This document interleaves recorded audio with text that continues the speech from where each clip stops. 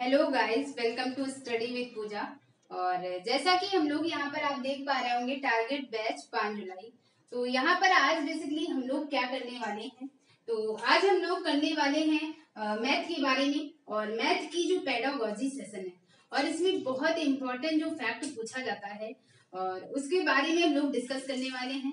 तो अभी आपको पता चलने वाला है कि हम लोग क्या करने वाले हैं। और डियर एस्पिरेंट, अगर आपने अभी तक की इस चैनल को सब्सक्राइब नहीं किया है तो सब्सक्राइब कर दें, बेल आइकन को प्रेस कर दें, जिससे आने वाली वीडियो की नोटिफिकेशन आपको मिल जाएगी। आइए डिस्कस करते हैं हम लोग यहाँ पर इंडक्टिव और डिडक्टिव मेथड, आगमन और निगमन विधि। इससे कितने फैक्ट जुड़े हुए हैं और आप हर सेशन की पेडागोजी जो है यानी हिंदी, इंग्लिश, संस्कृत और इवन जो है सीडीपी, तो यहाँ पर जहाँ पर भी आगमन और निगमन विधि है या जितने भी आप जो है टीचिंग लेवल से यानी टीचिंग से जुड़े हुए एग्जाम देंगे वहां पर ये आगमन निगमन विधि, औपचारिक जो है एक तरह से कह दें अपसारी और अभिसारी चिंतन, मुक्त अंत वाले प्रश्न और बद्ध अंत वाले प्रश्न, ये क्या होते हैं आइए डिस्कस करते हैं। तो सबसे पहले फर्स्ट ऑफ ऑल हम लोग डिस्कस करने जा रहे हैं आगमन और निगमन विधि, फिर कैसे कनेक्टेड है ये सारे पॉइंट, फिर इनके बारे में चर्चा करते हैं। तो सबसे पहले आगमन और निगमन विधि दी किसने है, जनक कौन है आगमन और निगमन विधि के, तो एरिस्टोटल है, अरस्तु है। अब आगमन विधि और दूसरी कौन सी विधि है, निगमनात्मक विधि या निगमन विधि। निगमन विधि, इन दोनों के जनक कौन है, तो इन दोनों के जनक हैं अरस्तु, इन दोनों के जनक हैं अरस्तु। तो आइए बात करते हैं आगमन विधि। क्या है आगमन विधि, तो आगमन विधि की बात करते हैं तो अगर यानी मूर्त से अमूर्त की ओर, मूर्त से अमूर्त की ओर, अमूर्त की ओर, ज्ञात से अज्ञात की ओर, ज्ञात से अज्ञात की ओर, अज्ञात की ओर। उसके बाद आप देखेंगे कि विशिष्ट से सामान्य की ओर, और कैसे है विशिष्ट से सामान्य की ओर अभी हम लोग डिस्कस करेंगे इस पर। तो विशिष्ट से सामान्य की ओर,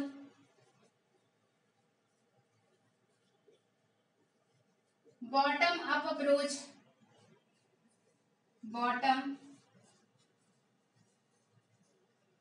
अप अप्रोच। इसके बाद आप देखेंगे विशिष्ट से सामान्य की ओर। तो यहाँ पर आइए डिस्कस करते हैं पहले ये है क्या आगमन विधि। ठीक है, तो आगमन विधि या फिर कहते हैं कि जो है उदाहरण से नियम की ओर, उदाहरण से नियम की ओर, नियम की ओर। तो एग्जैक्टली अभी सारे पॉइंट इसी से जो है कनेक्टेड आएंगे कि कैसे मुक्तंत वाला है या कौन सा आगमन विधि है निगमन विधि। तो यहाँ पर आप देख पा रहे होंगे आगमन विधि, तो क्या है आगमन विधि, इंडक्टिव मेथड क्या है। तो यहाँ पर जैसे ही आप जो है पेडागोजी सेशन सॉल्व करते हैं तो यहाँ पर आगमन विधि में आप कौन से फैक्ट या कैसे क्वेश्चन पूछे जाते हैं, यानी अगर आपको एज लाइक एग्जांपल दे देगा कि कई सारे त्रिभुज की शेप दे दी है आपको और उन त्रिभुज में से अगर दो ट्रायंगल दे दिए और तीसरा ट्रायंगल निकालने को बोल दिया, मान लिया ये 40 दे दिया, ये 60 दे दिया, तो तीसरा एंगल जो है निकल आया 80। इसी तरह से इसमें भी जो है दो ट्रायंगल आपको दे दिए यानी दो एंगल दे दिए गए किसी भी ट्रायंगल के और तीसरा एंगल आपसे निकालने के लिए कह दिया गया। तो इस केसेस में यानी 2-3 त्रिभुज दे दिए गए और हर केसेस में आपने देखा कि हर केसेस में दो कोणों के योग के बाद जब तीसरा कोण निकालते हैं तो 180 जो है, यानी अगर किसी त्रिभुज के तीनों कोणों का योगफल 180 अंश होता है। ये बिना बताए आपको यानी 2-3 एग्जाम्पल दे दिए जाए, 2-3 ट्रायंगल दे दिए जाए और इजिली आप पहले सुनते जाए, फिर आप इजिली इन सारे पॉइंट से कनेक्ट करेंगे। तो यहाँ पर बात की जा रही है कि यानी 2-3 ट्रायंगल दे दिए जाए और आपको ये ना बताया जाए कि किसी भी त्रिभुज के तीनों कोणों का योग 180 अंश होता है, यानी कोई सूत्र ना बताया जाए, केवल एग्जाम्पल बेस दिया जाए। तो ये चीज ये किस विधि को रिप्रेजेंट कर रहा है, तो ये आगमन विधि को रिप्रेजेंट कर रहा है। आगमन विधि क्या होती है, आगमन विधि में हम लोग उदाहरण से नियम की ओर चलते हैं। अब उदाहरण से नियम की ओर मतलब यहाँ पर उदाहरण जो है यानी कई सारी चीजें कई सारी चीजों में से जो है एग्जाम्पल जो है वो एग्जाम्पल क्या होता है, तो एग्जाम्पल जो है वो विशिष्ट होता है। अगर बात की जाए आगमन विधि में, तो आगमन विधि में एग्जाम्पल क्या है, विशिष्ट है। विशिष्ट कैसे है, विशिष्ट जैसे कि यानी अगर मान लिया अगर आपसे कोई क्वेश्चन पूछा गया, तो आपसे कोई क्वेश्चन पूछा गया तो आपका एग्जाम्पल जो है अलग होगा, किसी दूसरे बंदे से वही क्वेश्चन पूछा जाए उसका एग्जाम्पल अलग होगा। यानी सब ने अलग अलग एग्जाम्पल दिया, किसी का एग्जाम्पल कॉमन नहीं हुआ, तो इसका मतलब क्या हुआ, जो एग्जाम्पल है वो विशिष्ट है। विशिष्ट मतलब यानी आगमन विधि में विशिष्ट से सामान्य की ओर चलते हैं। तो इस तरह से यहाँ पर क्वेश्चन जो है वो ड्राइव किए जाते हैं, पूछे जाते हैं। आइए फर्स्ट ऑफ ऑल बात करते हैं मूर्त से अमूर्त की ओर। अगर कोई कथन या कोई स्टेटमेंट अगर ऐसा दर्शाता है कि जो बच्चा है, बच्चे को यानी अगर क्वेश्चन पूछा जाता है कि एक बच्चा है कक्षा 4 का, उसे 2-3 चीजें जो है वो जो है दिखाई जाती हैं और उसके बाद उससे क्वेश्चन जो है पूछा जाता है। यानी अगर जो है बच्चे को आपने एज लाइक 4 स्टिक दे दी, अब 4 स्टिक में से इसको पूछा गया कि इन 4 स्टिक में से अगर 2 स्टिक आपसे हटा ली जाए तो आपके पास कितनी स्टिक बची, तो यानी उसको आपने पकड़ाई वो स्टिक और उसके बाद उससे 2 ले ली, तो उसने सब्ट्रैक्ट करके बता दिया कि 2 हुई। ये तो क्या हुआ, ये हुआ कि उसके पास मूर्त चीज थी। यानी मूर्त चीजें किसे कहते हैं, मूर्त चीजें जिन्हें बच्चा छू सकता है, स्पर्श कर सकता है, देख सकता है, उन्हें हम मूर्त चीजें कहते हैं। तो जो भी छोटी क्लासेस होती हैं, यानी हर सेंटेंस में आपको क्वेश्चन मिलेगा तो हर सेंटेंस को आपको बखूबी सुनना है। तो यानी दूसरी बात कि जो छोटी क्लासेस होती हैं वहां पर कौन सा मेथड अपनाया जाता है, तो छोटी क्लासेस में आगमन विधि अपनाई जाती है। यानी मूर्त से अमूर्त चीजों को सिखाने का प्रयास किया जाता है। एनसीएफ भी यही बात कहता है कि जो बच्चे हैं उन्हें एक्टिव लर्निंग कराई जाए। तो एक्टिव लर्निंग कौन कराता है, तो भी आगमन विधि। आगमन विधि में जो बच्चे हैं वो एक्टिव पार्टिसिपेट करते हैं, एक्टिव लर्नर होते हैं। कैसे, यानी किसी भी स्टेटमेंट से ये पता चले कि यानी यहाँ पर बच्चे पूरी गतिविधि कर रहे हैं, बच्चे एक्टिविटी कर रहे हैं, तो यहाँ पर ये चीज क्या होती है, यानी एक्टिव पार्टिसिपेट किसमें करते हैं, आगमन विधि में करते हैं। कैसे आगमन विधि में एक्टिव पार्टिसिपेट करते हैं बच्चे, तो यहाँ पर आप देखते हैं कि यहाँ पर जो आगमन विधि है वहां पर बच्चे मूर्त चीजों से सीख रहे हैं और वो मूर्त चीजें वो एग्जाम्पल, यानी अगर एज अ टीचर आपने जोड़ करने के लिए कोई स्पेसिफिक एग्जाम्पल लिया, आपने स्टिक के थ्रू सिखाया या आपने किसी जो है किसी बंडल के थ्रू सिखाया या कंचे के थ्रू सिखाया, यानी आपका एग्जाम्पल विशिष्ट हो सकता है वो चीज करने के लिए और किसी अदर पर्सन का अलग हो सकता है। तो ये चीज क्या हो गई, ये चीज हो गई कि विशिष्ट चीज से आप सामान्य की ओर ले जाएंगे। तो अभी आप इन सारी चीजों को समझेंगे, तो यानी मूर्त चीजों से आप कहाँ पर ज्ञान ले जा रहे हैं बच्चे का, मूर्त से अमूर्त की ओर। यानी अभी तक आप स्टिक से सिखा रहे हैं एडिशन, या फिर हो सकता है कि कोई छोटी छोटी बॉल के थ्रू सिखा दें, लेकिन जैसे ही बच्चा ये एडिशन सीख जाएगा उसके बाद आप क्या करेंगे, उसे बिना बॉल दिखाए या बिना स्पर्श कराए चीजों को आप उसको क्वेश्चन देंगे कि 2+3 कितना होता है, वो बिना कुछ देखे, यानी उसके अंदर स्कीमा बन चुका होगा कि एडिशन कैसे होता है, तो वो तुरंत बता देगा कि 2+3 5 होता है। तब आपको बॉल और स्टिक देने की जरूरत नहीं पड़ेगी। इसका मतलब क्या है कि आगमन विधि में मूर्त से अमूर्त चिंतन होता है, मूर्त से अमूर्त की ओर। तो 1 to 5 पेपर सॉल्व करते समय आप जो सोचेंगे कि बच्चे जो है वो काफी छोटे हैं और छोटे बच्चों के लिए आप क्या जो है रेफर करेंगे, तो आप आगमन विधि के थ्रू ही पढ़ाएंगे एज अ टीचर और यानी मूर्त चीजों से बच्चों को सिखाएंगे। तो कल का ही पेपर अगर मैंने 2015 सितंबर जो है पेपर फर्स्ट डिस्कस कराया सीटेट का, आप उस पेपर को एनालिसिस करें, देखें एक बार, और अगर आप पूरे पेपर को देखते हैं तो वहां पर आप पाएंगे कि इस मेथड से यानी कह सकते हैं कि एक्टिव लर्नर जो है यहाँ पर बच्चे, या फिर जो है 2 क्वेश्चन उसमें ऐसे आए कि जहां पर पूछा गया है कि जो प्राथमिक बच्चे हैं उनको अमूर्त से मूर्त की ओर चिंतन ले जाया जाए। यानी अगर गलत सेंटेंस पूछा जाए प्राथमिक स्तर पर, तो प्राथमिक स्तर पर क्या चीज गलत होती, क्या चीज गलत सेंटेंस है, तो अगर अमूर्त से मूर्त ले जाया गया होगा, तो अमूर्त से मूर्त ले जाना जो है वो नकारात्मक सेंटेंस होगा प्राइमरी बेसिस के लिए। क्यों, क्योंकि यहाँ पर बच्चे जो हैं उनकी थिंकिंग इतनी डेवलप नहीं होती है कि आप जो है उन्हें अमूर्त वो कल्पना कर सकें और अमूर्त चीजों के बारे में सोच सकें।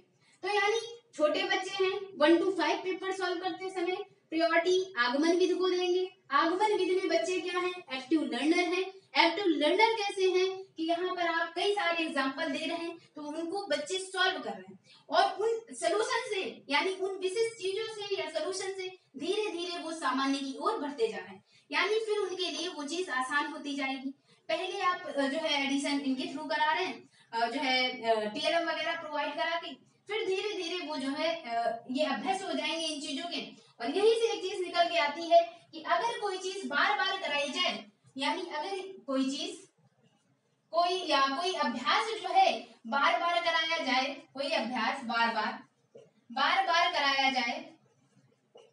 जाए और हर बार सत्य हो, हर बार सही साबित हो तो वो क्या बन जाता है, तो वो एक सिद्धांत बन जाता है। तो वह एक सिद्धांत बन जाता है। कैसे, यानी अगर मान लिया आपने कोई मेथड अपनाया सॉल्व करने के लिए सोल्यूशन, और उस सोल्यूशन में आपने मान लिया कि जैसे बड़ी क्लासेस में आप क्या करते हैं कि यानी जो है ट्रिक्स अपनाते हैं। और ट्रिक्स किसको कह रहे हैं, ट्रिक्स कह रहे हैं कि यानी आपने 2-4 बार वही प्रोसेस अपनाया 2-4 क्वेश्चंस में, और वो क्वेश्चंस हर क्वेश्चन में फॉलो हो गया, हर क्वेश्चन का आंसर जो है उस मेथड के थ्रू निकल आया, उसको आपने कह दिया ट्रिक।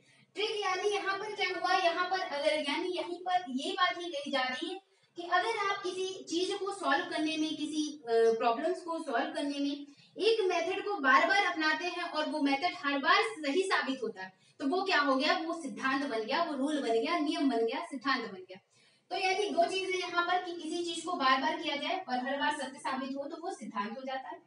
आगमन विधि किधर जाती है, यानी आगमन विधि को इंडक्टिव मेथड कहा जाता है और आगमन विधि मूर्त से अमूर्त की ओर ले जाती है। उसके बाद दूसरी चीज ज्ञात से अज्ञात की ओर। ज्ञात से अज्ञात क्या है, तो ज्ञात से अज्ञात मतलब कि कोई जो बच्चा है उसको जो चीज नॉलेज जो पता है उस पूर्व ज्ञान से जोड़ करके आपको नया नॉलेज देना है। यानी एग्जाम्पल कि बच्चे को मान लिया एज एग्जाम्पल त्रिभुज, और त्रिभुज में उसे पता है कि तीनों कोणों का योग निकालना है, ये एक जो है उसको खाली मेथड पता है। अब उस मेथड से आपने 3-4 एग्जाम्पल दिए, अब 3-4 एग्जाम्पल त्रिभुज के आपने देने से आपका क्या हो गया, इसमें बच्चे एक्टिविटी कर रहे हैं, गतिविधि आधारित हो गया। अब जब बच्चे एक्टिविटी कर रहे हैं तो यानी इसका मतलब क्या हो गया, एक्टिविटी करने से यानी यहाँ पर बच्चे सक्रिय निर्माता हो गए, सक्रिय हैं। अब जब सक्रिय हैं तो यहाँ के बच्चे क्या हो गए, यहाँ के बच्चे हो गए सृजनात्मक। सृजनात्मक मतलब क्रिएटिव, तो कौन से बच्चे क्रिएटिव होंगे, जहां पर अगर आगमनात्मक थिंकिंग होगी, आगमन विचार होगा, या यहाँ पर जो बच्चे हैं सृजनात्मक जो बच्चे होंगे, या फिर यहाँ के जो बच्चे हैं वो अपसारी चिंतन वाले होंगे। अब अपसारी चिंतन यानी सारी चीजें, सारे मेथड एक दूसरे से कोरिलेट होते हैं। समझना यहाँ ये है कि किस मेथड का किस मेथड का क्या मीन्स है। तो यहाँ पर आप देखेंगे कि आगमन विधि में क्योंकि सारी चीजें कई सारे जो है उदाहरण हैं, कई सारे उदाहरणों से आप जो है स्पेसिफिक रूल की तरफ ले जाना चाह रहे हैं बच्चों को। यानी ज्ञात से अज्ञात अभी आप सिखा रहे हैं, यानी जो चीजें उन्हें पता है आप उस चीज से जो चीजें नहीं पता है वो चीज जोड़ रहे हैं। यानी एग्जाम्पल के तौर पर आपने कई सारे एग्जाम्पल लिए और उस एग्जाम्पल से आप बेसिकली यहाँ पर बच्चों को प्रोवाइड क्या कराना चाहते हैं, आप प्रूफ कराना चाहते हैं, सिद्ध कराना चाहते हैं कि 3-4 त्रिभुज देने से, 3-4 त्रिभुज देने से हर बार जब उन त्रिभुजों के तीनों कोणों का योगफल 180 आ रहा है, तो अब आप इन तीनों यानी 3-4 एग्जाम्पल देने के बाद आप ये प्रूफ कराना चाहते हैं, आप नियम की ओर ले जाना चाहते हैं कि कोई भी त्रिभुज जो हो जाए वो किसी भी त्रिभुज के तीनों कोणों का योगफल 180 अंश होता है। यानी अब क्या है, आप बार बार अभ्यास करा के एक सिद्धांत बनाना चाह रहे हैं, और वो जो सिद्धांत, वो जो नियम बनना है वो किस मेथड के थ्रू आ रहा, आगमन विधि के थ्रू। तो आगमन में याद कैसे, आगमन उदाहरण यानी आ और उ आपको एक साथ रखना है। तो यानी अब यहाँ पर क्या चीज, यहाँ पर जो डायरेक्ट क्वेश्चन पूछा जाता है कि उदाहरण, यानी क्वेश्चन आप जब सीटेट की पढ़ेंगे सॉल्व करेंगे तो यहाँ पर आप देखेंगे कि डायरेक्टली पूछेगा कि जो उदाहरण है, या कोई बच्चा जो है उदाहरण से कई चीजें सीख रहा है, उदाहरण के थ्रू, तो इसे क्या कहा, कौन सा मेथड कहा जाता है। तो अगर उदाहरण प्रस्तुत किए जाए तो इसे हम लोग यानी उदाहरण से नियम की ओर ले जाया जाए तो इसे आगमन विधि इंडक्टिव मेथड कहा जाता है। तो यहाँ पर देखा जाए कि यानी यहाँ पर रूल की तरफ है, इसका मतलब क्या हो गया, इसका मतलब हो हो गया कि इंडक्टिव मेथड में क्या होगा, उदाहरण से नियम की ओर बच्चे जाएंगे। उदाहरण क्या होता है, उदाहरण होता है स्पेसिफिक, विशिष्ट होता है। विशिष्ट मतलब वो जो उदाहरण है हर हर जो है हर पर्सन के लिए उसी चीज को समझाने के लिए अलग अलग एग्जाम्पल, अलग अलग उदाहरण होते हैं। तो उदाहरण से नियम की ओर कौन सा मेथड, कौन सी विधि जाएगी, तो आगमन विधि जाएगी। दूसरा क्या होता है, इस विधि को बॉटम अप अप्रोच कहा जाता है। बॉटम अप अप्रोच क्यों, इसका मतलब ये कि यानी यहाँ पर जो है आगमनात्मक थिंकिंग में, इंडक्टिव मेथड में आप नॉर्मल चीजों से रिलेट कर रहे हैं। आपके सामने जो चीजें रिप्रेजेंट हैं, जो मूर्त चीजें हैं, जो बच्चे जानते हैं, जो ज्ञात है उन्हें, उन चीजों से आप सिखा रहे हैं। यानी यहाँ पर क्या है, यहाँ पर बॉटम यानी निचले स्तर पर जो चीजें आपको आपके समक्ष दिखाई पड़ रही हैं, उन चीजों से, उन नॉर्मल चीजों से आप उस हाई मेथड की ओर जा रहे हैं। यानी जो नियम बनाया गया, जो सिद्धांत आया थ्योरम प्रूफ करके, तो आप उसकी तरफ बढ़ रहे हैं। तो यानी यहाँ पर क्या हुआ, बॉटम यानी जमीनी स्तर से या बॉटम से लेकर के अप तक की जा रहे हैं। एक नियम जो रूल प्रूफ होकर के आया है वहां तक बच्चे को ले जाने का प्रयास कर रहे हैं। किसके थ्रू, कई सारे एग्जाम्पल दे करके, और वो जो एग्जाम्पल होंगे वो विशिष्ट होंगे हर सभी के लिए, क्योंकि अलग अलग हैं, कोई कॉमन नहीं है, तो इसलिए ये विशिष्ट है। तो इसका जस्ट अपोजिट जो हो जाएगा निगमनात्मक थिंकिंग में। अब निगमनात्मक थिंकिंग क्या होता है, तो निगमनात्मक थिंकिंग में बच्चे जो है वो अमूर्त से मूर्त की ओर जाएंगे। कहाँ जाएंगे, अमूर्त से मूर्त की ओर। अमूर्त से मूर्त की ओर यानी यहाँ पर कौन से बच्चे, जब आप 6 to 8 पेपर सॉल्व कर रहे होंगे, यानी आपको थिंकिंग जो है पेपर सॉल्व करते समय 1 to 5 सॉल्व करते समय आगमनात्मक को आप प्रायोरिटी दे रहे हैं, और 6 to 8 सॉल्व करते समय आप निगमनात्मक थिंकिंग को प्रायोरिटी देंगे। क्यों, क्योंकि यहाँ पर जो बच्चा है निगमनात्मक थिंकिंग वाला, ये अमूर्त से मूर्त चीजों की, यानी जो चीजें उसके सामने रिप्रेजेंट नहीं है, जो चीजें दिख नहीं रही हैं, उन्हें हम क्या कह रहे हैं, उन्हें हम अमूर्त कह रहे हैं। और अमूर्त से मूर्त यानी अमूर्त चीजें जो है उससे हम मूर्त चीजों की ओर ले जा रहे हैं।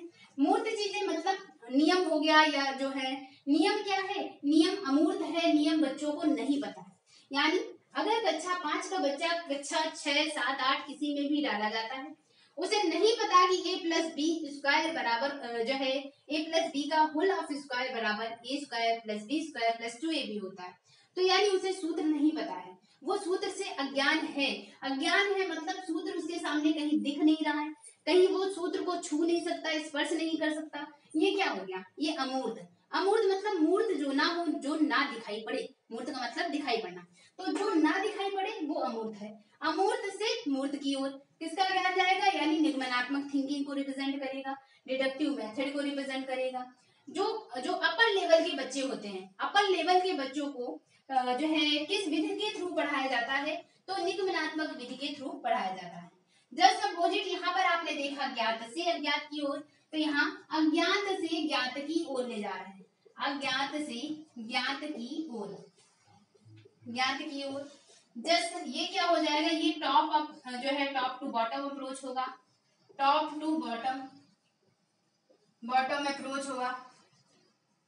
फिर उसके बाद आप देखेंगे ये विशिष्ट से सामान्य था, तो ये क्या हो जाएगा, सामान्य से विशिष्ट की ओर, सामान्य से विशिष्ट की ओर। उसके बाद जस्ट आप देखेंगे कि ये क्या है, उदाहरण से नियम, तो ये वाला जो है यानी निगमनात्मक थिंकिंग जो है वो नियम से उदाहरण की ओर जाएगा, उदाहरण की ओर जाएगा। अब आप इसी से कई सारे जो है टॉपिक जो है अटैच होने वाले हैं। कैसे, अब यहाँ पर जैसे आप देख रहे हैं, यानी आपने अमूर्त चीजें समझ ली जो रिप्रेजेंट ना हो, जो सामने ना दिख रही हो। मूर्त चीजें यानी अमूर्त से मूर्त निगमन विधि जाएगी। अब अमूर्त में एज एग्जाम्पल हम ले सकते हैं कि बच्चे को a+b का होल ऑफ स्क्वायर नहीं पता है, तो यानी आपने बता दिया बच्चे को सूत्र, सूत्र से नियम की ओर क्या जाएगा, तो सूत्र से नियम की ओर ये निगमन विधि जाएगी। नियम से कह दे कि सामान्य से विशिष्ट क्यों, तो सामान्य क्या है, सामान्य सूत्र है, और सामान्य सूत्र सामान्य क्यों है। अब आपका क्वेश्चन हो सकता है कि हो सकता है किसी बच्चों को ना पता हो, इसीलिए तो सूत्र अमूर्त है, यानी अमूर्त से मूर्त की ओर जा रहा है। दूसरा क्वेश्चन कि ये सामान्य कैसे है सूत्र, सामान्य इसलिए है कि अगर आप यहाँ बैठे हैं या दिल्ली में बैठा हुआ बच्चा उसे भी यानी अगर a प्लस बी का होल ऑफ स्क्वायर आप पूरे इंडिया में किसी से भी पूछे तो सबका वही सूत्र होगा, किसी का भी चेंज नहीं होगा। अब चेंज नहीं होगा इसका मतलब क्या हुआ, ये एक सामान्य चीज है, और सामान्य चीज यानी जिसको हर लोग यानी किसी में भी किसी के उत्तर में वो चीज जो है अंतर नहीं होगी, एक ही उत्तर होगा, वो क्या हो गया, वो सामान्य हो गया। अब सामान्य से विशिष्ट यानी a प्लस बी का होल ऑफ स्क्वायर बराबर a square plus B square plus 2ab, लेकिन इसके बाद विशिष्ट, विशिष्ट का मतलब अब आपने यहाँ पर ये तो था सूत्र, उसके बाद आपने इससे बनने वाले कई सारे एग्जाम्पल दिए। अब वो एग्जाम्पल हो सकता है आपके जो यानी अदर किसी कोचिंग इंस्टीट्यूट में कराए गए हों उनसे डिफर होगा, भिन्न होगा, आपने जो किए होंगे सॉल्व किए होंगे। यानी अब क्या होगा, सामान्य सूत्र था जिसको सबने बताया, सबने वही सूत्र बताया। सामान्य से विशिष्ट एग्जाम्पल आपके अलग अलग हैं इसलिए विशिष्ट। तो सामान्य से विशिष्ट क्या चीज है, निगमनात्मक। निगमन मतलब नियम से उदाहरण की हो, आगमन मतलब आ से स्टार्टिंग, आ से उदाहरण, आगमन में उदाहरण से नियम की ओर, निगमन में ना और ना से नियम, निगमन यानी नियम से सूत्र की ओर, नियम से उदाहरण की ओर, ठीक है। तो नियम से उदाहरण, सामान्य से विशिष्ट, सामान्य क्या है, सूत्र सामान्य है, विशिष्ट जो है वो एग्जाम्पल है। फिर अज्ञात, अज्ञात मतलब बच्चों को नहीं पता है सूत्र, तो यानी अब आप सूत्र के माध्यम से उसकी प्रॉब्लम सॉल्व कर रहे हैं, कई सारे क्वेश्चन जो है वो सॉल्व कराने की कोशिश कर रहे हैं। तो ये चीज क्या हो गई, ये चीज हो गई कि अज्ञात से आप ज्ञात की ओर नॉलेज ले जा रहे हैं। फिर अमूर्त से मूर्त की ओर, ठीक है। अगर आपने इतनी ही बात बहुत अच्छे से सुनी जो है अगर आपने बहुत अच्छे से समझा इस चीज को तो कई चीजें और कनेक्ट हो गई, शायद आपको नहीं पता चला, अभी पता चलेगा। तो यहाँ पर आपने जैसे मैंने बताया कि जैसे सामान्य से विशिष्ट की ओर जा रहे हैं, यानी सूत्र एक है, एक ही है। अब सूत्र एक है यानी पूरे इंडिया में सारे लोग एक ही सूत्र को बता रहे हैं। सामान्य है, सूत्र क्या है, सामान्य है। जब सामान्य है यानी किसी की सोच जो है इसके आगे नहीं होगी, यानी a प्लस बी का होल ऑफ स्क्वायर, बिना सोचे बिना समझे बच्चे क्या होंगे, बिना सोचे समझे यानी बच्चे जो है इसी सूत्र को बताएंगे, सबके लिए वही चीज होगी। तो यहाँ पर क्या है, यहाँ पर क्या क्रिएटिविटी है, नहीं है। लेकिन हाँ यहाँ पर क्या है, यहाँ पर बुद्धि है। बुद्धि कैसे, बुद्धि मतलब जिसको याद होगा, यानी कह दें कि लर्निंग या रोट जो है रोट अप्रोच है या लर्निंग जो प्रोसेस है, याद करने की पावर जो है वो कहाँ पर बढ़ावा दिया जा रहा है, निगमनात्मक विधि में। निगमनात्मक विधि में यानी अगर आपको सूत्र नहीं पता है तो आप सॉल्व जो है सवाल सॉल्व नहीं कर सकते। यानी ये जो है ये यहाँ पर किसको बेस हो रहा, तो यहाँ पर जैसे ये गतिविधि करा रहा था, एक्टिविटी करा रहा था, सारे बच्चों से उदाहरण कई सारे एग्जाम्पल देके सारे बच्चे उस काम को कर रहे थे, तो इससे एक्टिविटी आ रही थी। लेकिन यहाँ पर पहले ही नियम, पहले ही सूत्र बता दिया गया, उसके बेस पे बहुत सारे एग्जाम्पल दिए गए, इसका मतलब जो सूत्र है वो सामान्य हो गया सबके लिए। तो यहाँ पर बात की जा रही है कि जो है यहाँ पर कि सामान्य से विशिष्ट, यानी यहाँ पर जो बच्चे हैं, अब बहुत सारे एग्जाम्पल आपने दिए, तो बहुत सारे एग्जाम्पल देने का मतलब ये हो गया कि यहाँ जो बच्चा है उसमें सृजनात्मकता, क्रिएटिविटी नहीं होगी, लेकिन बुद्धि होगी, बुद्धि होगी। तो यानी बुद्धि का प्रयोग कहाँ पर हो रहा, बुद्धि का प्रयोग निगमनात्मक विधि में हो रहा। बड़ी क्लासेस में जो है वो निगमनात्मक विधि नियम से सूत्र की ओर, और एग्जाम्पल के तौर पे आप देख लें 6, 7 यानी इजिली कनेक्ट करने के लिए कि 6, 7, 8 की आप बुकें उठाएं और बुक में आप देखेंगे कि बहुत सारे सूत्र, बहुत सारे प्रमेय के लिए कई सारे सूत्र दिए गए। अब लेकिन इसी जगह पर 1 to 5 की क्लासेस की जब बुकें उठाते हैं आप, तो किसी ट्रायंगल को समझाने के लिए भी पहले कई सारे एग्जाम्पल दिए गए होंगे, जोड़ को समझाने के लिए पिक्चराइज फॉर्म में जो है ऐसे स्टिक वाइज में जोड़ करके एडिशन दिखाया गया होगा। तो ये चीज क्या बता रहा है, ये चीज की जो है छोटी क्लासेस में आगमनात्मक विचार हो रहे हैं और बड़ी क्लासेस में निगमनात्मक विचार हो रहे हैं, ठीक है। तो यानी दो चीजें कि बच्चा जो है सृजनात्मक चिंतन कहाँ है, आगमनात्मक जो है विधि में, और इसमें जो है इसमें बुद्धि का प्रयोग हो रहा है निगमनात्मक में। लेकिन इसी के साथ साथ दूसरा कि यहाँ पर जो बच्चा है आगमनात्मक थिंकिंग वाला, इंडक्टिव मेथड वाला, यहाँ पर जो बच्चा है वो अपसारी चिंतन कर रहा है। अपसारी मतलब क्या होता है, अगर अब इसकी बात की जाए कि अपसारी चिंतन क्या होता है, तो यहाँ पर हम लोग डिस्कस करेंगे कि अपसारी चिंतन क्या होता है।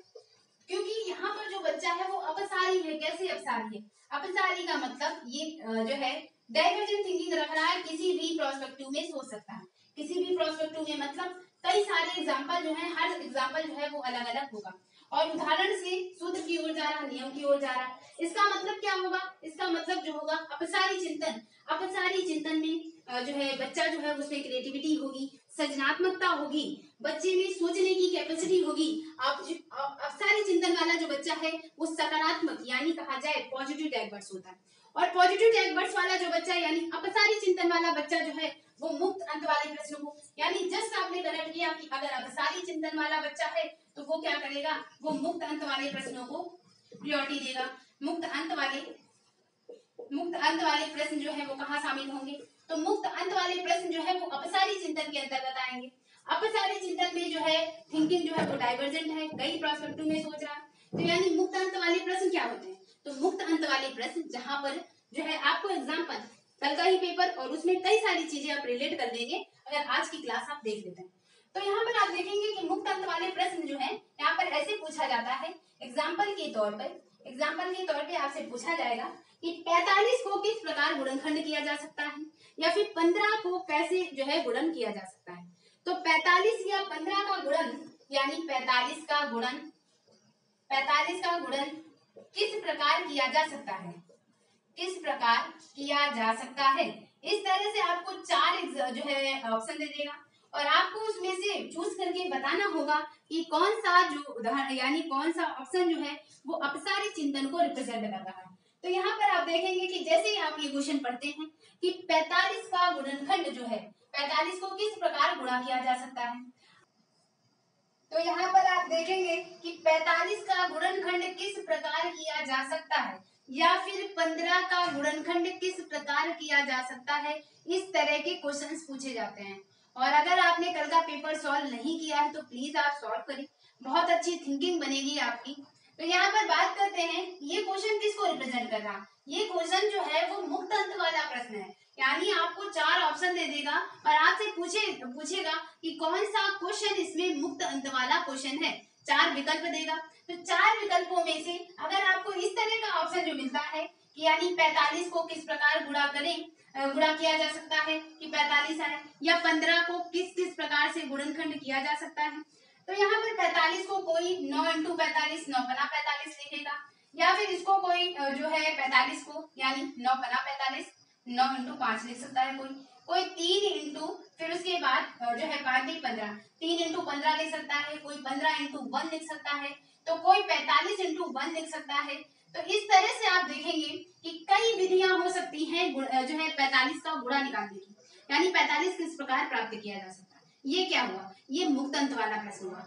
मुक्त अंत वाला प्रश्न यानी जहां पर बच्चा क्रिएटिविटी को लगा रहा है, यानी बच्चे में सृजनात्मकता है, और सृजनात्मकता है तो बच्चा क्या है, अपसारी चिंतन वाला है। अपसारी चिंतन यानी बच्चा हर प्रोस्पेक्टिव में सोच रहा है कि 45 जो है वो कैसे लाया जा सकता है, यानी जहां पर बच्चा जो है कई प्रोस्पेक्टिव में सोचेगा उस बच्चे में क्या होगा, उस बच्चे में क्रिएटिविटी होगी, अपसारी चिंतन होगा, आगमनात्मक थिंकिंग है, और आगमनात्मक थिंकिंग में आप देख रहे हैं इन सारी चीजों को प्रमोट किया जा रहा है। तो इसी विधि में यानी यहाँ पर आप देखेंगे कि आगमनात्मक विधि या कहें अपसारी चिंतन जो है, अपसारी चिंतन किसको प्रमोट करता है, तो डाइवर्जेंट थिंकिंग को या विस्तृत सोच को प्रोवाइड करता है, विस्तृत सोच को प्रमोट करता है। यहाँ पर बच्चा जो है वो काफी जो है क्रिएटिव है, काफी समझदार है, और यहाँ पर जो बच्चा है वो जो है बुद्धि को रिप्रेजेंट कर रहा है, यानी बुद्धि जहाँ पर जिसके पास ज्यादा बुद्धि होगी, या यहाँ पर जो बच्चा है वो लर्निंग प्रोसेस को जो है बढ़ावा दिया जा रहा है, याद कर पाए बच्चा उस सूत्र को, तभी वो सूत्र जो है वो सवाल को सॉल्व कर सकता है। तो निगमनात्मक थिंकिंग में क्या आएगा, अगर यहाँ पर अपसारी चिंतन आ रहा है तो निगमनात्मक थिंकिंग में क्या आएगा, अभिसारी चिंतन। तो अभिसारी चिंतन किसमें आएगा, निगमनात्मक विचार में। तो यहाँ पर मैं इरेज कर सकती हूँ, आप इसको स्क्रीनशॉट ले सकते हैं। तो निगमनात्मक थिंकिंग में बेसिकली क्या होगा, तो यहाँ पर जैसे मैं बात कर रही हूँ अभिसारी चिंतन, तो क्या है अभिसारी चिंतन क्या है, तो अभिसारी चिंतन क्या होगा, एक बिंदु पर संकेंद्रित होगा, एक बिंदु पर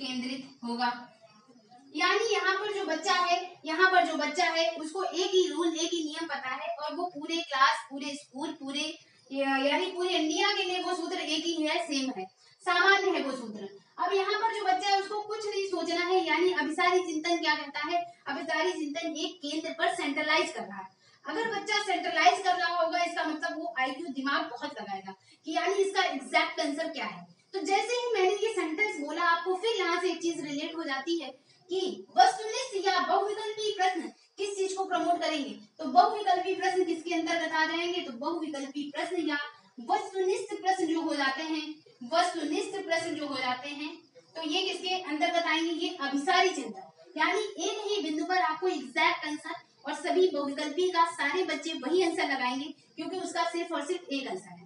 तो ये चीज क्या हो गई, वस्तुनिष्ठ प्रश्न जो है, वस्तुनिष्ठ प्रश्न किसके अंतर्गत आएंगे, अभिसारी चिंतन के अंतर्गत। अभिसारी चिंतन क्या है, एक बिंदु पर केंद्रित, यानी यहाँ पर बच्चा क्या है, अभिसारी चिंतन या वस्तुनिष्ठ प्रश्न में या बहुविकल्पी प्रश्न में एक ही आंसर है, तो अगर बच्चे को वो याद होगा आंसर तभी लिख सकता है। यानी याद करने वाले प्रोसेस को रोट जो है रोट प्रोसेस को जो है प्रमोट कर रहा है ये अभिसारी चिंतन। ठीक है, एक ही बिंदु पर केंद्रित है। इसी के साथ साथ जो है क्वेश्चन पूछा जाता है कि जैसे पार्श्व चिंतन हो गया। अब पार्श्व चिंतन जो है वो किसका पार्ट है, तो पार्श्व चिंतन जो है पार्ट जो है वो अपसारी का पार्ट है। यानी यहाँ पर आ जाएगा कि अपसारी चिंतन या कोई बच्चा जो है वो अगर पार्श्व चिंतन करता है, पार्श्व चिंतन जो है ये किसका पार्ट है, पार्श्व चिंतन किस प्रकार की थिंकिंग का पार्ट है, तो पार्श्व चिंतन जो होगा वो अपसारी चिंतन का पार्ट है। यानी यहाँ पर बच्चा कई प्रोस्पेक्टिव में सोच रहा होगा। लेकिन बात की जाए कि जो अभिसारी चिंतन है, अभिसारी चिंतन जो है यहाँ पर जो है कैसा चिंतन होगा, तो यहाँ पर जो है अभिसारी चिंतन में जो है रैखिक चिंतन, रैखिक चिंतन किसका पार्ट है, तो रैखिक चिंतन जो एग्जैक्ट वर्डिंग मिलेगी आपको कि रैखिक चिंतन किसका पार्ट है, अभिसारी चिंतन का या अभिसारी थिंकिंग का, और पार्श्व चिंतन जो है वो अपसारी चिंतन का पार्ट है। अपसारी चिंतन जो है काफी डाइवर्ट है, काफी बच्चों को सोचने पर जो है रिप्रेजेंट कर रहा है, काफी बच्चा सोचेगा। और इसके अलावा आप देखेंगे कि जो एक तरह से अपसारी चिंतन और अभिसारी चिंतन होता है, इसको आपने बहुत अच्छे से समझा। और यहीं पर दो चीजें और कनेक्ट हो जाती हैं कि जो अभिसारी चिंतन है यानी यहाँ पर क्या है, वस्तुनिष्ठ प्रश्न है। अब वस्तुनिष्ठ प्रश्न में क्या आपको कई सारी चीजें सोचने की जरूरत है, नहीं, आपको स्पेसिफिक आंसर चाहिए। यानी एक सामान्य सा जो सबने लिखा वही आंसर चाहिए। इसका मतलब क्या हुआ, इसका मतलब बद्ध अंत वाले।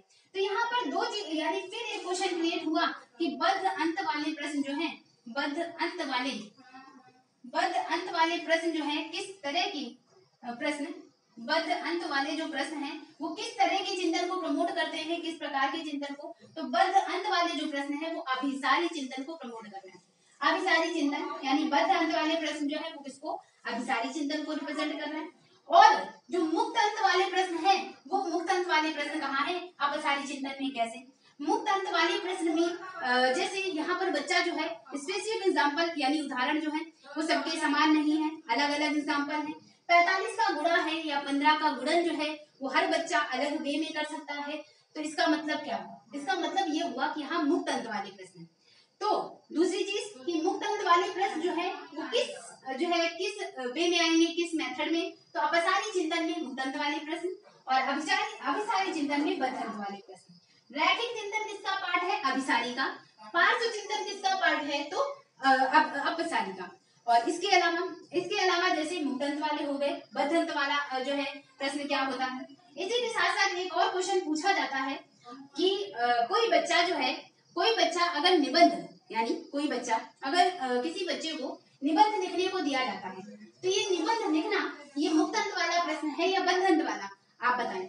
अब आप सोचे 2 मिनट पॉज करके, तो मैं एग्जैक्टली बता रही हूँ कि जो निबंध लिखेगा बच्चा, हर बच्चे का निबंध अलग होगा, हर बच्चे की लाइनें अलग होंगी, IQ अलग होगा।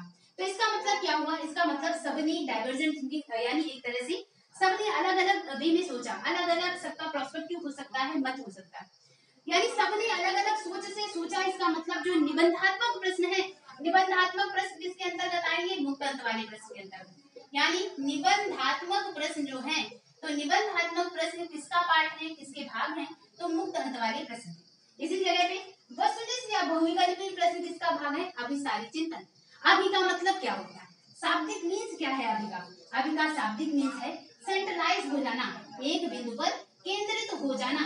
अभि मतलब केंद्रित, आपने बहुत सुना होगा फिजिक्स में। अभि जो है अप और अभि मतलब हो जाता है किसी बिंदु पर, सेंटर पर। जैसे कहा जाता है कि इन फिजिक्स अभिकेंद्र क्या होता है, तो अभिकेंद्र मतलब सेंटर की ओर, सकेंद्रित। तो सेंटर की ओर केंद्रित यानी एक ही सारा दिमाग सारी बुद्धि जो है एक ही पॉइंट पर संकेंद्रित हो जाए उसे कहेंगे अभिसारी चिंतन। और अगर फैल जाए कई तरह से प्रोस्पेक्टिव से सोचे उसे कहेंगे अपसारी। अपसारी जो है कई तरह से सोच रहा है यानी इसके अंदर सृजनात्मकता है, क्रिएटिविटी है। जो सृजनात्मक बच्चा है वो एक्टिव लर्नर है। एक्टिव लर्नर यानी यहाँ पर गतिविधि आ रही है तो कोई भी क्वेश्चन, अब आप फिर से अगर आपने कोई भी, आपके पास कोई भी बुक है, आप उठाएं उस बुक को और मैथ पेडागोजी से लेकर के यानी जहां पर भी आप पेडागोजी सेशन सॉल्व करते हैं, बेसिकली ये मैथ के लिए ही आज का सेशन था और नेक्स्ट भी मैथ के लिए होगा एक सेशन और काफी इंपॉर्टेंट रहने वाला है। तो यानी अगर आपने कहने के लिए यहाँ पर आपने सिर्फ आगमन और निगमन विधि देखी, लेकिन आगमन और निगमन विधि, लेकिन आपने यहाँ पर अभिसारी चिंतन, अपसारी चिंतन, मुक्त अंत वाले प्रश्न, बद्ध अंत वाले प्रश्न, मूर्त चीज क्या होती है, अमूर्त क्या होता है, ज्ञात से अज्ञात क्या होता है, विशिष्ट से सामान्य क्या होता है, और इसके अलावा आपने देखा जैसे अभिसारी अपसारी चिंतन और यानी ये जो चीजें आपने सीखी काफी इंपॉर्टेंट मेथड हो जाते हैं। बॉटम अप अप्रोच और टॉप टू बॉटम अप्रोच क्या है इसके बारे में, यानी जितने आप जो है पेडागोजी सॉल्व करते समय कितने जो वर्ड्स मिला करते हैं उनमें से कुछ प्रमुख वर्ड्स में से ये जो है क्वेश्चन इनसे पूछे जाते हैं और इनसे जैसे, और इसके अलावा जैसे काफी क्वेश्चन जो है इनसे पूछे जाते हैं कि अगर आपको कोई ऐसा कार्य देगा यानी कोई ऐसा सेंटेंस देगा क्वेश्चन के थ्रू कि जहां पर बच्चे जो है एक्टिविटी कर रहे होंगे, कोई 3-4 प्रॉब्लम सॉल्व करने के लिए दे दी जाएंगी और बच्चों को वहां पर शो किया जाएगा कि बच्चे यहाँ पर एक्टिव लर्नर हैं, तो वो किस चीज को रिप्रेजेंट कर रहे हैं किस विधि को। तो आई होप आपको ये सारी चीजें जो है समझ में आ गई और आप इन चीजों से कनेक्ट कर लेंगे। आप किसी भी चीज को जब पढ़ते हैं और किसी भी चीज को पढ़ते समय आप अगर जो है कई चीजों के प्रोस्पेक्टिव को एक साथ जोड़ कर कनेक्ट करके पढ़ते हैं, वो चीजें आपको इजीली समझ में आ जाती हैं। और इसी जगह पर अगर जो है कहा जाए कि अगर आप चीजों को यानी स्पेसिफिक अलग अलग करके पढ़ते हैं तो यानी हो सकता है कल आपने ये चीज पढ़ी थी आज दूसरी चीज, तो यहाँ पर आप कनेक्ट नहीं कर पाते हैं चीजों को। तो आई होप आपको ये चीजें समझ में आई। और इसके अलावा जैसे यहाँ पर पूछा जाता है कि आगमनात्मक थिंकिंग और निगमनात्मक थिंकिंग अपनाने में क्या हानियां हैं। अब हानियां हैं तो यानी लॉस भी कुछ होंगे, मतलब कि अगर आगमन विधि जो है वो छोटे बच्चों में अपनाई जा रही है तो इसके क्या निगेटिव फैक्ट भी होंगे। हर चीज के सकारात्मक और नकारात्मक दोनों पहलू होते हैं, चाहे वो कोई भी काम हो। तो यहाँ पर भी आप देखेंगे अगर ये मेथड छोटे बच्चों के लिए अपनाया जा रहा है या किसी के लिए भी अपनाया जा रहा है तो इसमें भी दो प्रोस्पेक्टिव काम करेंगे, सकारात्मक और नकारात्मक। तो नकारात्मक पहलू क्या है, तो आइए डिस्कस करते हैं कि अभिसारी चिंतन या फिर कह दें आगमनात्मक थिंकिंग इंडक्टिव मेथड में जो है नकारात्मक पॉइंट क्या है। तो नकारात्मक पॉइंट जो है यानी अगर इसमें से आपको छांटना होगा कि आगमनात्मक विधि के अनुसार जो है कौन सा नहीं है या क्या चीज आगमनात्मक थिंकिंग के अकॉर्डिंग नहीं होती, तो आपको पूरा मेथड पूरा कॉन्सेप्ट पता होना चाहिए। इसके अलावा क्या इसकी पॉजिटिव फैक्ट है क्या निगेटिव, ये भी आपको पता होना चाहिए। तो आइए बात करते हैं कि आगमनात्मक थिंकिंग के क्या निगेटिव फैक्ट हैं। तो ये मैं इरेज कर रही हूँ इधर। तो बात की जाती है कि आगमनात्मक थिंकिंग की जो है इससे हानियां कह दें अगर, तो क्या होती है हानियां आगमनात्मक थिंकिंग से। तो आगमनात्मक थिंकिंग वाला जो बच्चा है, यहाँ पर जो बच्चा है ये जो आगमनात्मक थिंकिंग है काफी टाइम कंज्यूमिंग है। टाइम कंज्यूमिंग कैसे, यानी यहाँ पर सबको अलग अलग एग्जाम्पल देने हैं। अब हर बच्चे के लिए अलग एग्जाम्पल, क्योंकि हर बच्चा विशिष्ट है तो हर बच्चे के लिए अलग एग्जाम्पल हो सकता है, या बहुत सारे एग्जाम्पल के बाद आपने जो है स्पेसिफिक रूल की तरफ ले गए।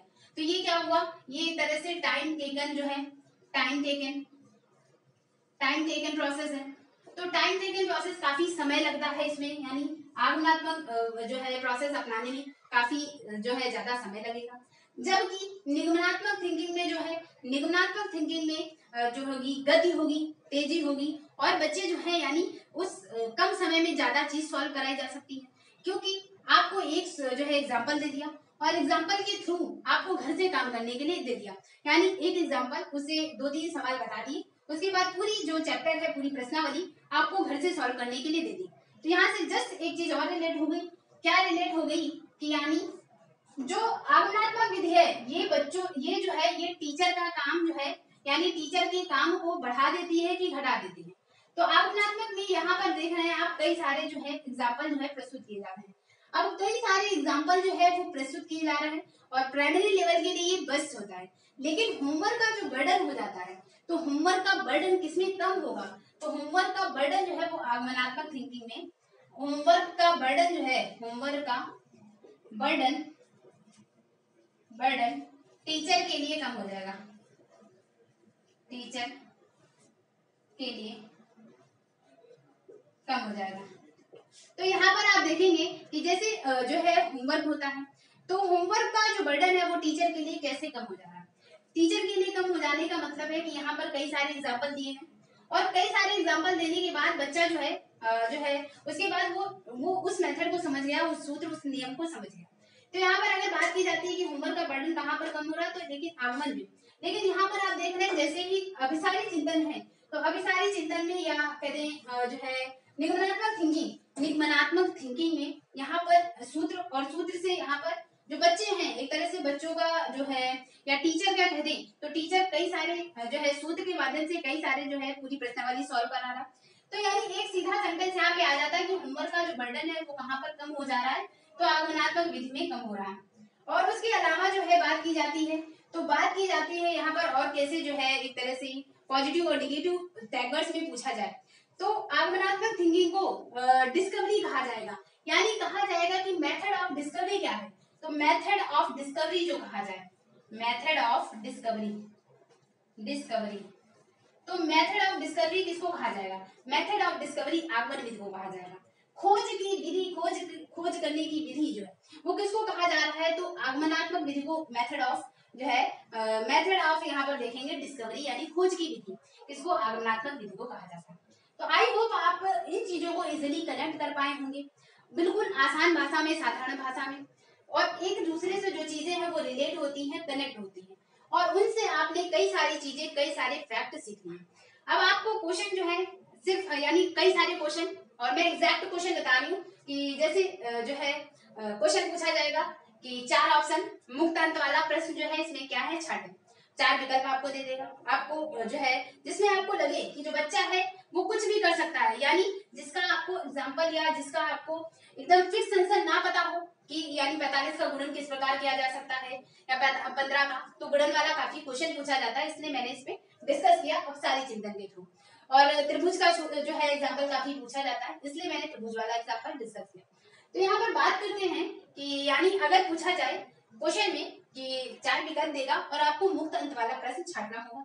दूसरा क्वेश्चन कैसे, दूसरा क्वेश्चन होगा कि आपको मेथड दे देगा और या विकल्प दे देगा, आपको अपसारी चिंतन वाला जो है कौन सा विकल्प इसमें अपसारी चिंतन को प्रमोट करना, या मुक्त अंत वाले या बद्ध अंत वाले प्रश्न जो है कौन से हैं, कौन सा विकल्प जो है रिप्रेजेंट कर रहा, या फिर पूछा जाएगा कि उदाहरण से नियम की ओर ये कौन सा मेथड है, तो उदाहरण पहले आ जाए तो इसका मतलब है आगमनात्मक थिंकिंग की बात कर रहा, आगमनात्मक मेथड की बात कर रहा, और जैसे ही नियम पहले आ जाए, सूत्र पहले आ जाए, तो वो निगमनात्मक विधि को रिप्रेजेंट कर रहा होगा।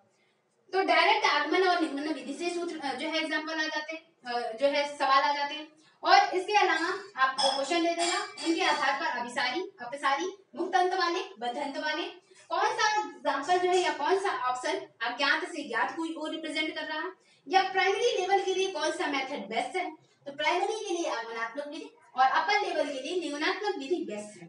तो आई होप आपको ये सेशन बहुत अच्छा लगा होगा और बहुत अच्छा आपने समझा होगा। और डियर एस्पिरेंट, अगर आपने अभी तक इस चैनल को सब्सक्राइब नहीं किया है तो सब्सक्राइब कर दें, बेल आइकन को प्रेस कर दें, जिससे आने वाली वीडियो की नोटिफिकेशन आपको मिल जाएगी और मैं आपकी इसी तरह हेल्प कर पाऊंगी। तो आई होप आपको सेशन अच्छा लगा होगा। थैंक यू दोस्तों, और द बेस्ट। मिलते हैं हम लोग नेक्स्ट वीडियो में और एक अच्छी सी जो है नए जो है नए मेथड के साथ, नए जो है नई सोच के साथ। तो थैंक यू दोस्तों, ऑल द बेस्ट। मिलते हैं नेक्स्ट वीडियो में।